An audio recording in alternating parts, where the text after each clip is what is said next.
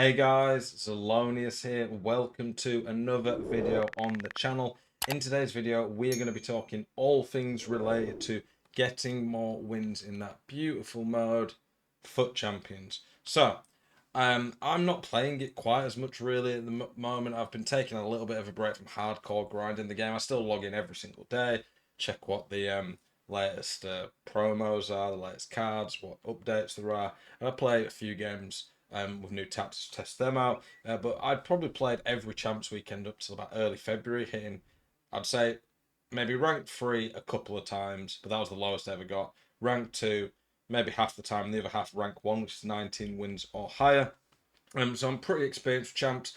On when we used to have top 100, I used to hit top 100 every year, pretty much every week for the most part. So I've been pretty good at Foot Champs over the years. But there is a bit of an art to it. I don't think it's quite as sweaty and hardcore as maybe it used to be, but the rewards are still pretty good, still worthwhile. It's the best mode in the game to get rewards to improve your team. So some of the rewards we're looking at: free 84 plus player picks, 87 plus campaign picks. Those are new. I swear they. When have they added these? Because literally I looked at it in the last week or two, and at that point it was what you call it. Still like the pack where you got one of them. That's a lot better. So that makes the rewards even better. 85 times 5, 87 times 2. Pretty good chance at a decent pool there. Ultimate packs, rare player packs, and 125k coins. That's the number one. But if you go to number 5, which is, I think, 11 wins. I think 11 wins is what you need for this. You still get the player picks for the most part. Pretty decent 85 times 2. A rare player pack, an ultimate pack, and 30. Are you sick to death of getting out teamed on FC24? Want that God squad you've always been dreaming of? Check out IGGM.com today. The best and most reliable place to get coins for your ultimate team. Use the link in the description and code ZEL at checkout for a 5% discount. Check out IGGM.com today. Okay, coins. So you're still going to be able to get a lot of fodder and a fair bit towards it. So it's Champs. If you play this game regularly and you are good enough to qualify, it is 100% worth playing. But what are some of the things you can do to get more wins in it? Well, I'm glad you asked. We'll look at just a few of the different things across the game. A lot of this will be about improving your squad, improving your ultimate team. That's a big part because the better your team, the more likely you're going to be to compete. Just obviously looking through some of these. Some of these are just plain, you get them. Some of them you might have to do a few extra stuff. Keep it on top of this. That's going to make a big difference towards actually. Oh, I've completed this. Nice. This is going to make a big difference to completing your what you call it ultimate team, making it. You can't really complete it, can you? But making your ultimate team a lot better. So that's a good start. SBCs. I could do a whole video dedicated to SBCs, but not wasting your coins on stupid SBCs that you are never going to use. Putting it into players that you think you could actually see yourself using long term. Stuff like that's going to make a big difference. 5-5 Hadji, that's pretty good with finesse. I think it's the first time I've seen that Hadji. That Hadji actually looks pretty insane. Some very good play styles. 5-5 with a Hunter near maxed out shot, dribbling. How much is he going to cost? He's really good value, geez. Some really good SBCs that they've been releasing recently. But yeah, putting your cards into actual good value, SBCs that you could actually see yourself using long term, that's going to be useful. The store, not wasting your packs that you open or points if you spend points on stupid ones, not wasting your coins on some of these packs. I feel like I've got an untradeable, so it's not going to let me. Okay, well, there we go. Oh, have we got a foot birthday from this? Who have we got? That could be Kimmich, and then we get a foot birthday behind it. Larim, I have no idea who that is, but fair enough. 288s from a 15k pack's pretty damn good.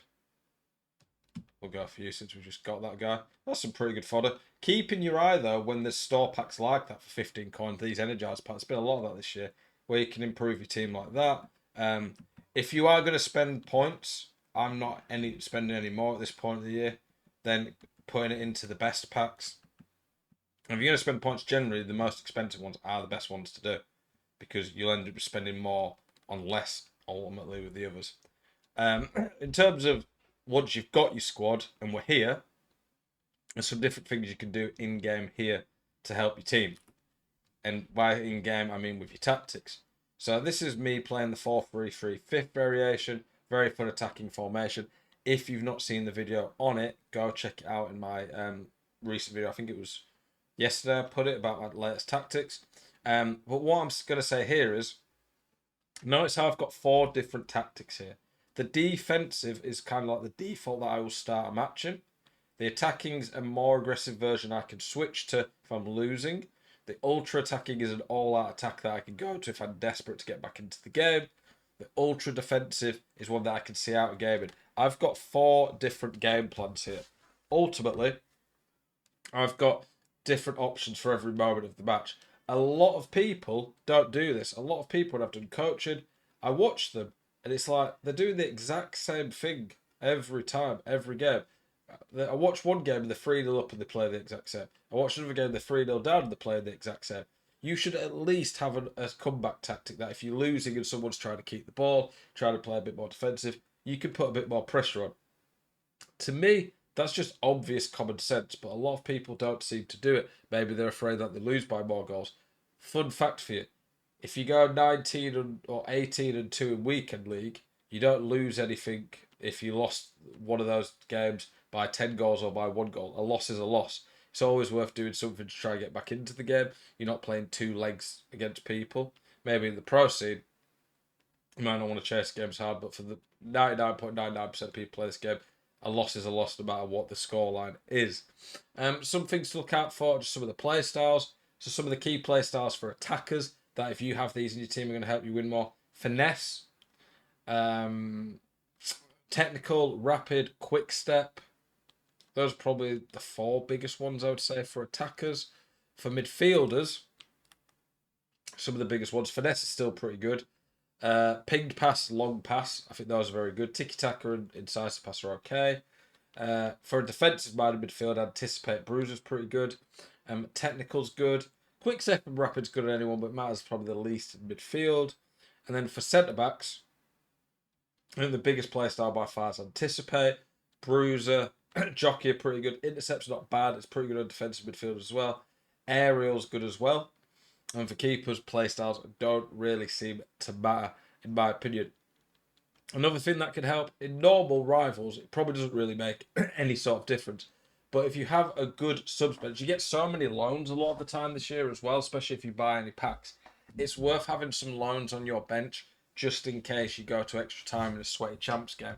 If you have some absolutely insane sub that can change the game, that can get you a win in champs. That could get you the next reward, which gives you a much better chance at a better pull. Don't get me wrong, I've barely seen any good pulls from my rewards this year in champs, but it's the best way through in-game actual playing that you're going to get good cards. In terms of in-game stuff, there's things like keep you calm. Easier said than done. Trust me, I know that. No, have your game plan ready. Okay, at this minute, if I'm losing, I'll switch to this. Have a consistent way of playing. Get practice with a formation. Get solid with one particular formation. So when it comes to the actual match, you're not just changing things up all the time and getting no consistency. If you keep conceding similar goals, watch them back, see what you can do better. Take breaks between games if you need to, if you don't feel like you're fully focused. Stay hydrated. There is a lot of different stuff you can do. Hopefully, this advice has been able to help you out. If you've got any questions, please do let me know. As always, I appreciate you guys. Keep it spicy. Hope to see you guys in the next one. Peace.